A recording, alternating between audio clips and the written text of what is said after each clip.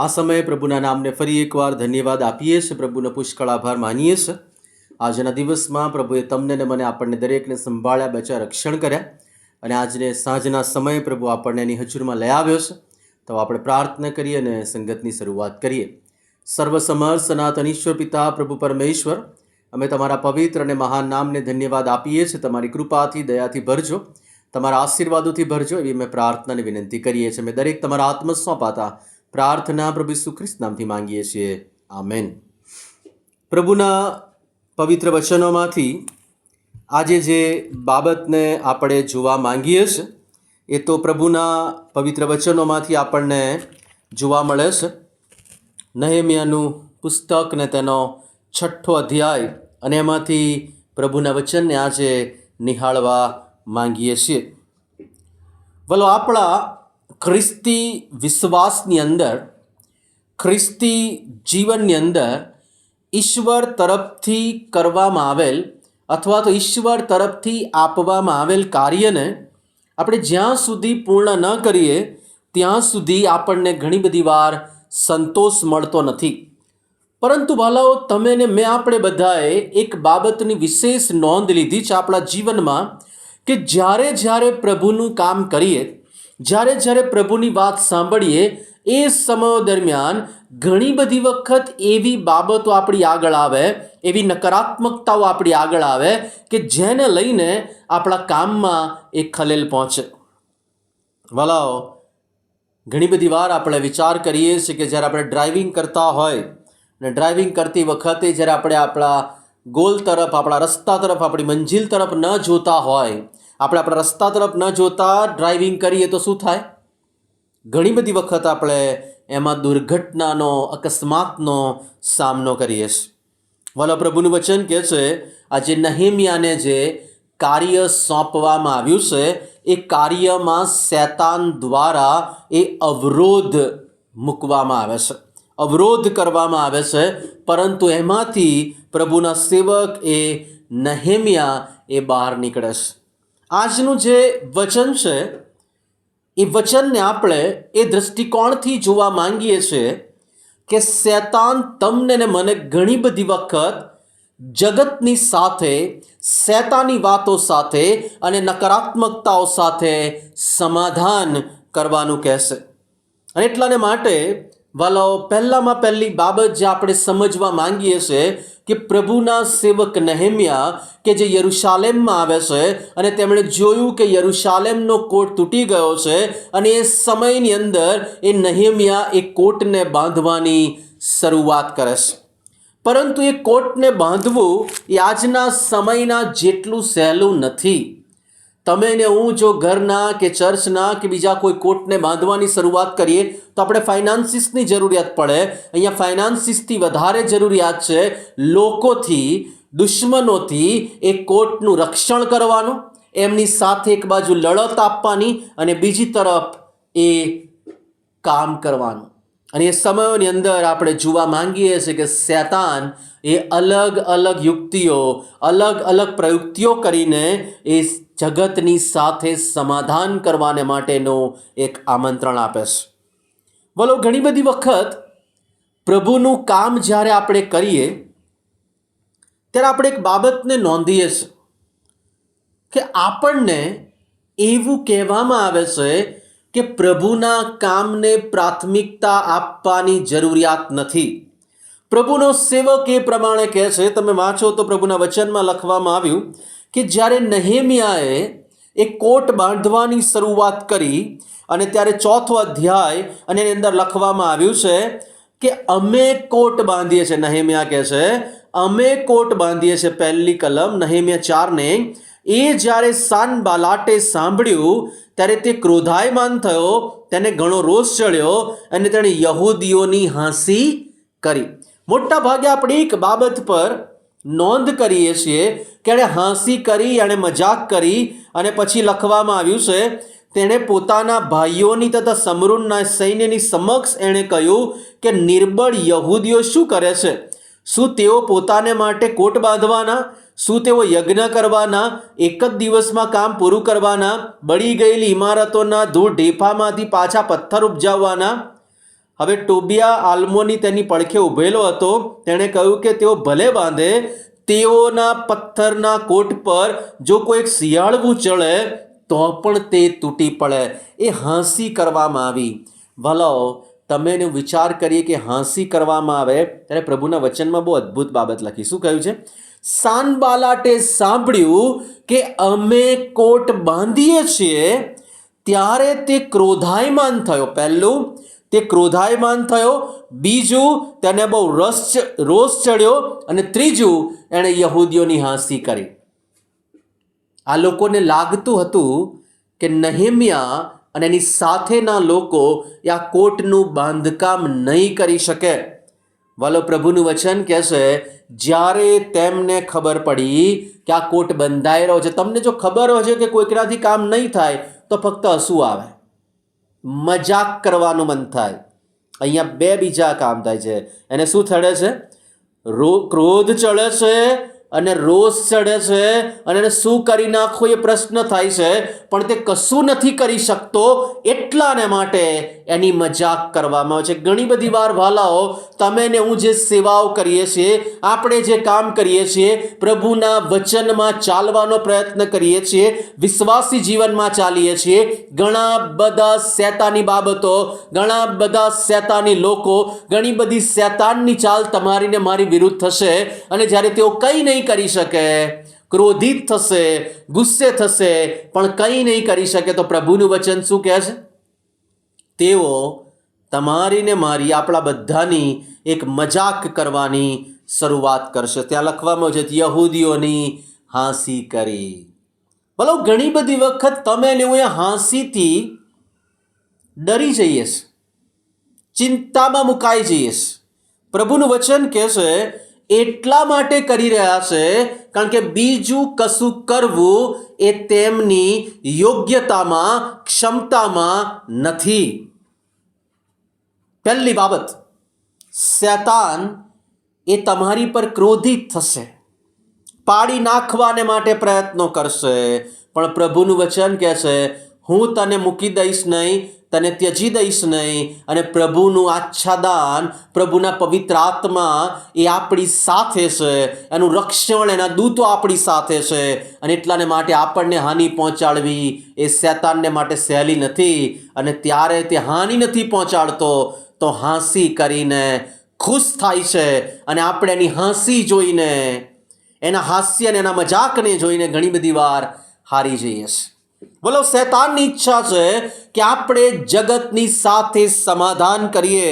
બોલો, પ્રભુના વચનમાં લખવામાં 6ઠો અધ્યાય અને ત્યાં તમે વાંચો, ત્યાં લખ્યું છે, હવે સાનબાલાટને, ટોબિયાને અને અરબી ગેસેમને તથા અમારા બીજા શત્રુઓને ખબર મળી કે મેં કોટ બાંધ્યો છે અને હવે તેમાં એકે બાકું રહી ગયું નથી.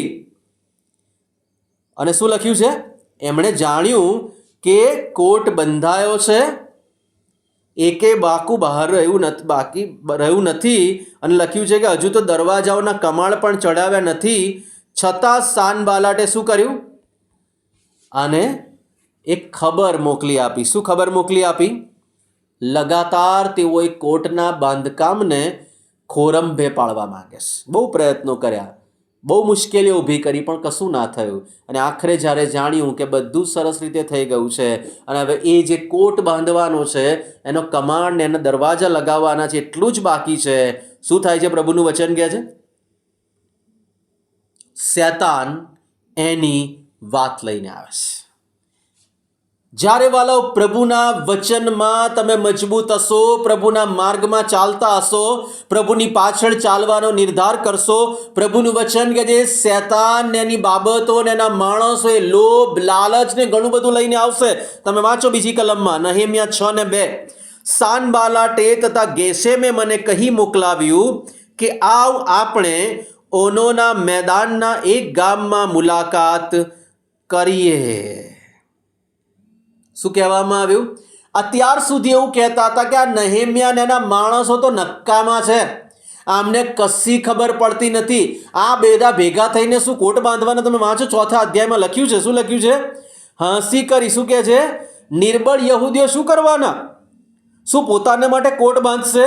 શું તેઓ યજ્ઞ કરશે? એક દિવસમાં બાંધશે?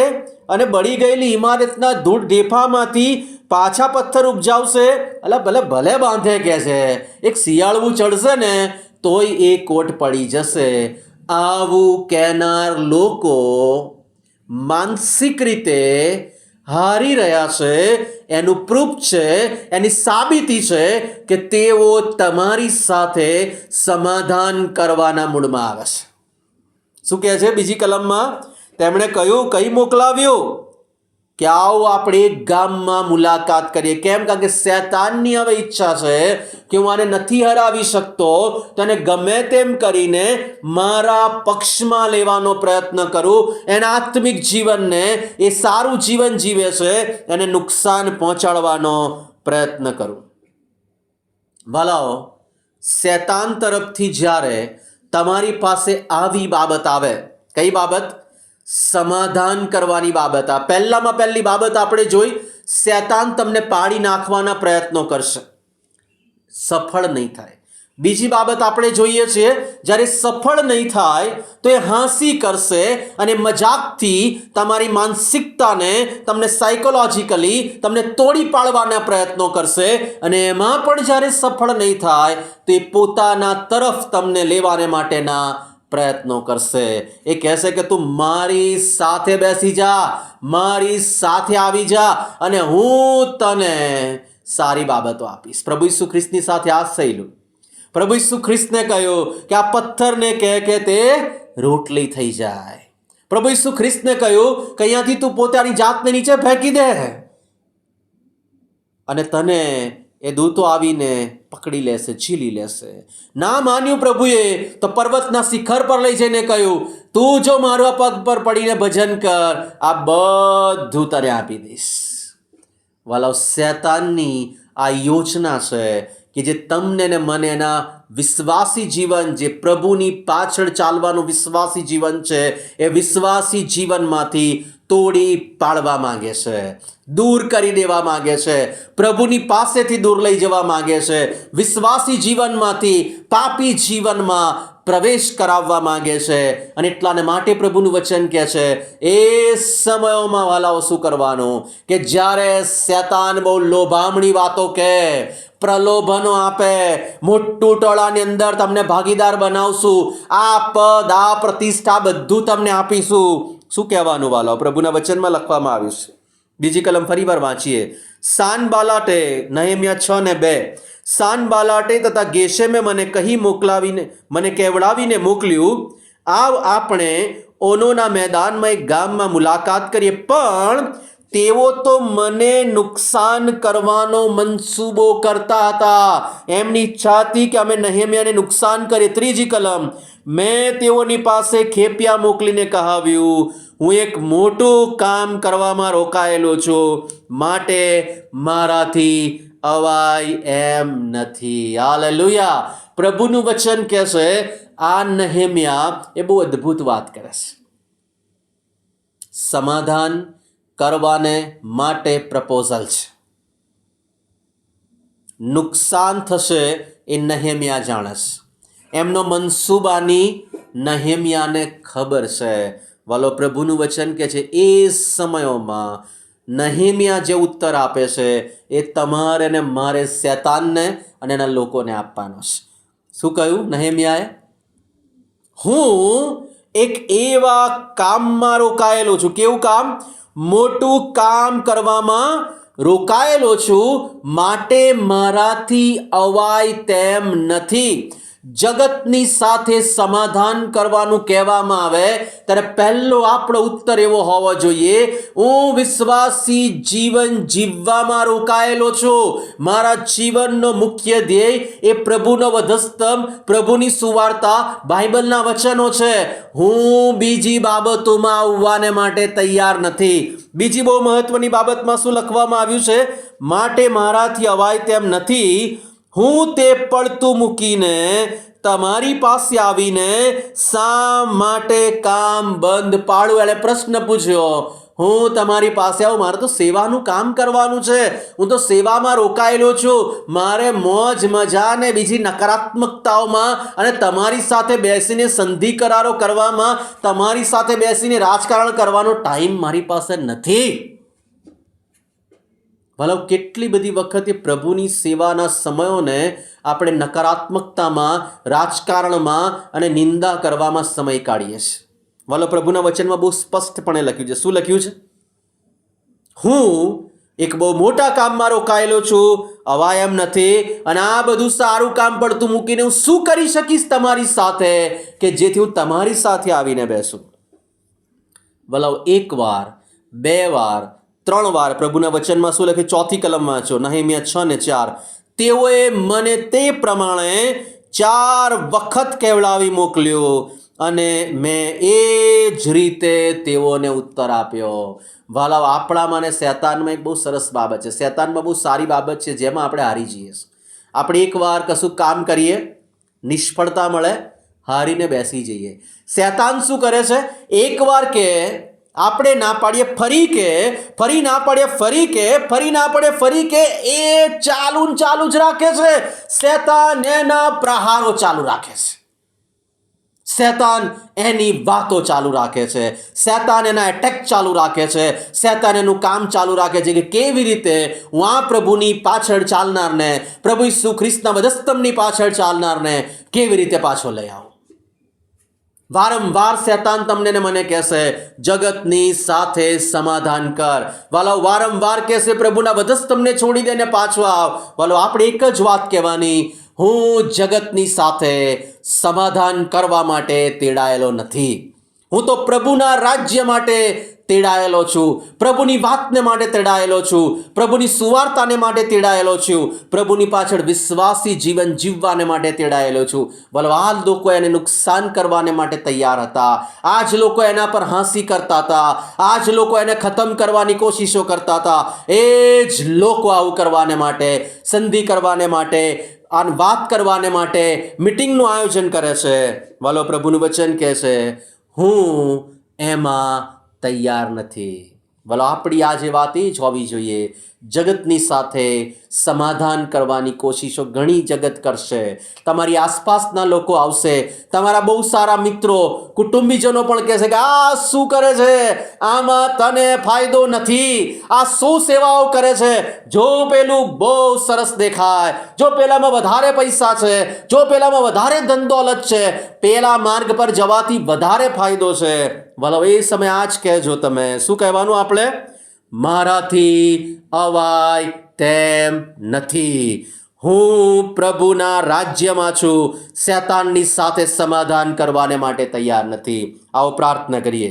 સર્વસમર્થ અને સનાતન ઈશ્વર પિતા, પ્રભુ પરમેશ્વર, અમે તમારા પવિત્ર અને મહાન નામને ધન્યવાદ આપીએ છીએ. તમારી કૃપાથી, દયાથી, તમારા આશીર્વાદોથી ભરજો એવી પ્રાર્થનાને વિનંતી કરીએ છીએ. અમે દરેક પ્રભુ તમારા હાથમાં સોંપાતા, અમે જે કંઈ પણ વચનો સાંભળ્યા છે, વચનો પ્રમાણે ચાલવાને માટે અને શૈતાનની વાતોની સાથે સમાધાન નહીં કરવાનું, પણ પ્રભુ વધસ્તંભની સાથે ચાલવાને માટે અમને કૃપા આપજો. અમે દરેક તમારા હાથમાં સોંપાતા પ્રાર્થના પ્રભુ ઈસુ ખ્રિસ્ત નામથી માંગીએ છીએ. આમેન.